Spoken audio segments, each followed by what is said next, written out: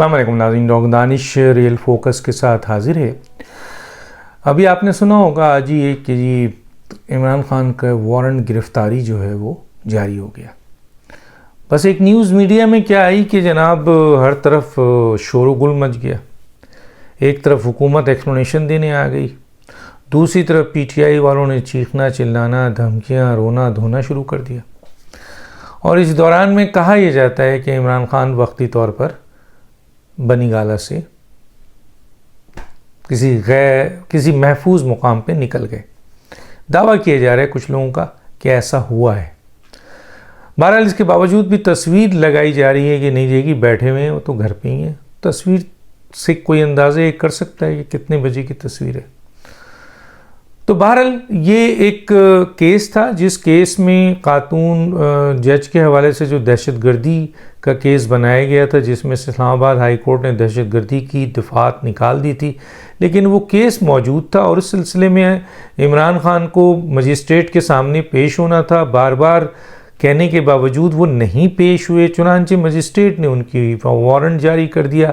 ये एक बड़ा नॉर्मल रूटीन केस है और क्योंकि दहशतगर्दी की दफ़ात हटने के बाद ये केस काबिल ज़मानत है, इसमें आराम से ज़मानत हो जाती है। लेकिन इस छोटी सी ख़बर ने कि जी इमरान खान की वारंट गिरफ़्तारी जारी हो गई है, लोगों ने जोड़ दिया।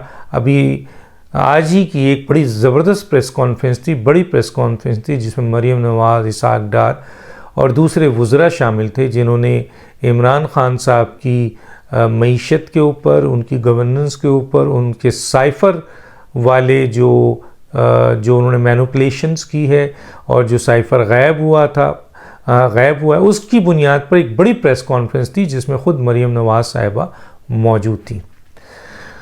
तो उसके बाद आपने सुना कि जनाब कुछ लोग बनी गाला पहुंच गए हैं और कुछ इनके जो वर्कर थे वो बनी गाला की तरफ रश करते हैं। कोई कहता है अली अमीन गंडापुर जो हैं वो एक बड़ी तादाद में गन मैन को लेके बनी गाला पहुंच गए। तो बनी गाला में तो ऑलरेडी पुलिस वो जो है वो सिक्योरिटी है, उसमें पंजाब की भी है, KPK की भी है और इस्लामाबाद की भी है। लेकिन वो तो इस लिहाज से ऐसी कोई चीज़ नहीं थी, लेकिन इसको बड़ा हाईलाइट किया गया।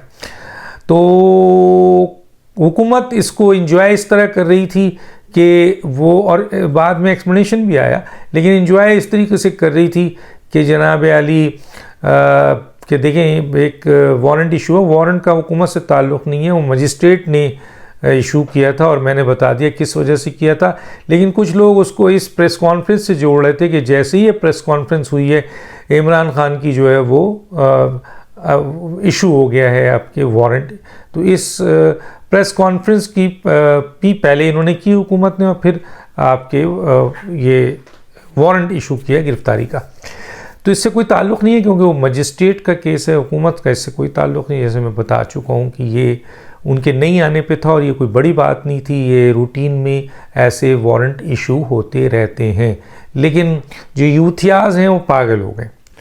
जो चंद इमरान खान के इर्द गिर्द लीडर हैं उन्होंने धमकियां देनी शुरू कर दी कि जी इमरान खान को गिरफ़्तार किया तो ये हो जाएगा, वो हो जाएगा, फलाना हो जाएगा। माजी में भी इमरान खान साहब की गिरफ़्तारी थी बगावत के उसको मज़हब के केस में, तौहीन मज़हब के केस में। तो इमरान खान साहब वहाँ से तो चले गए थे एक गाड़ी में, लेकिन बनी गाला में नहीं थे और बनी गाला में पुलिस गई भी थी, लेकिन वहाँ पर PTI के लोग जमा हुए थे, कुछ लीडर जमा हुए थे, चीख रहे थे जल्दी आओ, पूरी पाकिस्तान से मोबिलाइजेशन हो। लेकिन 175 अफराद पहुँचे थे, सिर्फ 175 अफराद, याद रखिएगा।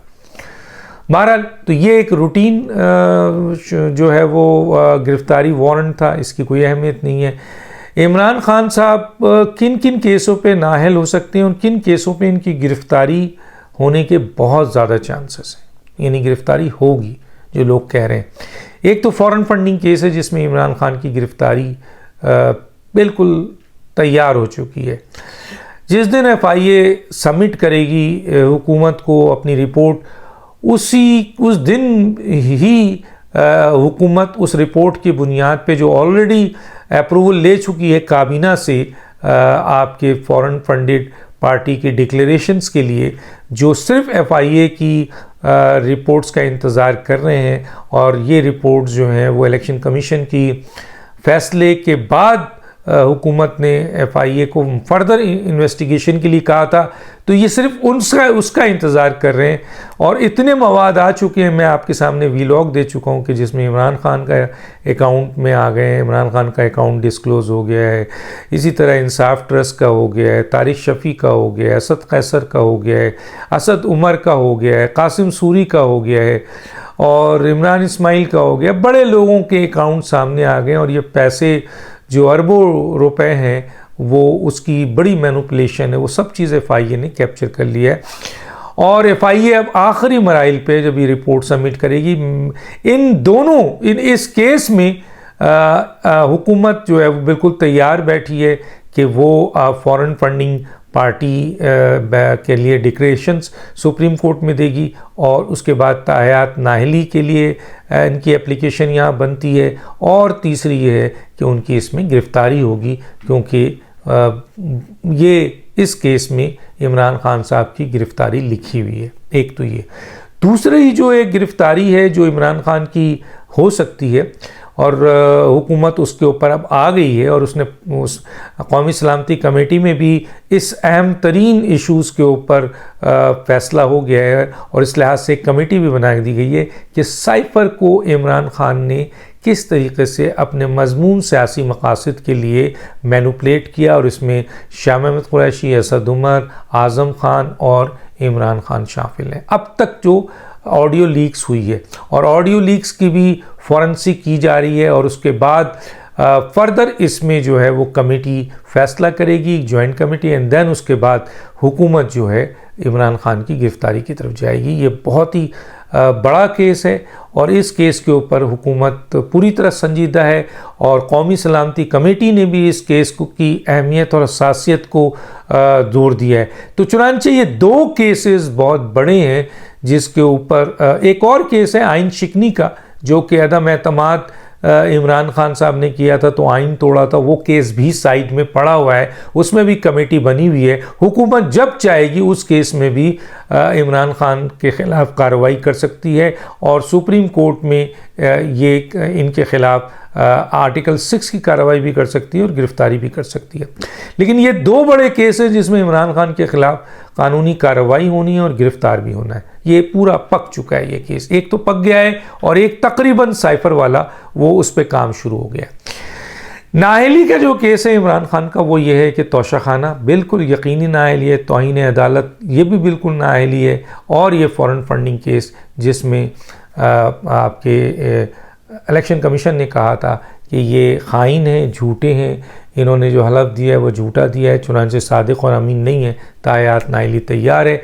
तो फॉरेन फंडिंग में ये दो, एक तरफ तो इनकी गिरफ्तारी और सज़ा, और दूसरी तायात नाअहली भी तैयार है। हनीफ अब्बासी का केस भी एक है जो बिल्कुल तैयार है, जैसे ही हुकूमत एक्शन होगी वो उधर चले जाएंगे। अकबर एस बाबर भी जो है ना फॉरेन फंडिंग के हवाले से जो केस इलेक्शन कमीशन ने फैसला किया उसके इंतज़ार में, वो भी तायात नाअहली की तरफ जाएंगे। तो ये तायात नाअहली की ये वाले जो मैंने केसेस आपको बताए, इसमें इमरान खान साहब बुरी तरह फंसे हुए। अब और कौन से ऐसे केसेस हैं जिसमें इमरान खान की गिरफ्तारी हो सकती है, वही मैंने बता दिया। और जब इमरान खान की गिरफ्तारी के लिए इन अहम तरीन केसेस में हुकूमत फ़ैसला करेगी और रियासत फ़ैसला करेगी, तो फिर ये चगोमोइयाँ नहीं होंगी, ये शोर शराबा नहीं होगा, ये कुछ नहीं होगा। फिर चाहे इमरान खान शोर मचाए, चाहे असद उमर शोर मचाए, चाहे पूरी पार्टी शोर मचाए, धमकी दे कि यूं हो जाएगा, और फिर वो मुराद सईद और अली वो जो क्या नाम है अली नवाज अवान और चंद और इनके जो गंडापुर हैं, वो लोग 10, 15, 20, 50, 100, 200, 500 लोगों को अखड़ा करने, फवाद चौधरी चीखते रहें, फिर ना रियासत ने सुनना है ना हुकूमत ने सुनना है।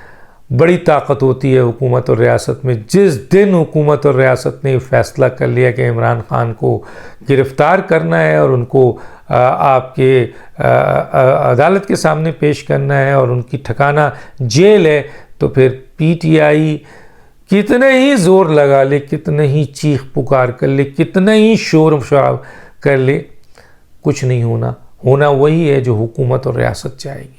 अभी तो रियासत और हुकूमत कुछ कर रही नहीं है, वो तो एक थपकी मारती है, उसी में इनकी हालत बुरी हो जाती है। जिस दिन रियासत और हुकूमत ने इन केसेस के ऊपर इनको गिरफ़्तार करना है, उस वक्त जो बड़े बड़े फन्ने खान हैं ना, वो भी अपने घर से नहीं निकलेंगे। ये मैं आपको आज बता रहा हूँ। इमरान खान को वैसे मशवरा दिया जा रहा है साइफर ऑडियो आने के बाद और फॉरेन फंडिंग केस की जो FIA इन्वेस्टिगेशंस हो रही है उसके बाद, ये अंदर की न्यूज़ दे रहा हूँ कि वो कुछ दिनों के लिए मुल्क से बाहर चले जाएं, यहाँ ना ठहरें, क्योंकि यहाँ उनकी गिरफ़्तारी यकीनी है। तो इस लिहाज से इमरान खान साहब ये भी सोच रहे हैं, लेकिन जाहिर है कि इमरान खान साहब को जो लोग मशवरा देते हैं आजकल, इमरान खान साहब किस पे भरोसा करें, इमरान खान साहब किस पे भरोसा ना करें।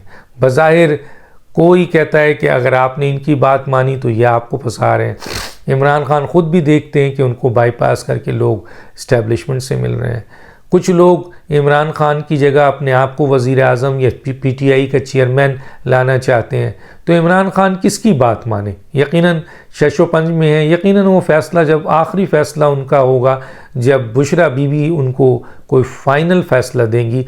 बज़ाहिर उनको ये मशवरा दिया गया है कि जी आप कुछ अरसे के लिए मुल्क से बाहर चले जाएं, वरना यहाँ गिरफ़्तारी आपके लिए ये हुकूमत तैयार है। अदालतों में जहाँ आप ये उम्मीद लगा के बैठे हुए हैं कि वो अब आपको आपकी मर्ज़ी के मुताबिक फ़ैसले देंगे, अब अदालतों के हालात ऐसे नहीं हैं। चुनांचे मुमकिन नहीं है कि अदालत हुकूमत क्योंकि हुकूमत भी ये एहतियात कर रही है, और हुकूमत ये एहतियात कर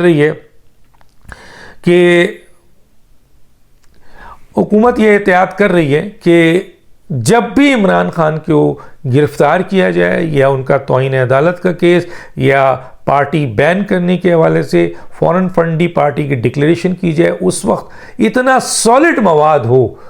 और तोशाखाना के हवाले से भी इलेक्शन कमीशन ये कोशिश कर रही है कि तोशाखाना में इनकी जब नाअहलियत तो इतना सॉलिड आपके फ़ैसला हो सबूतों और दलाइल की बुनियाद पर कि कोई अदालत चाहे कितनी हमदर्दी इमरान खान से कोई जज रखता हो, वो उनके हक़ में फ़ैसला ना दे सकें।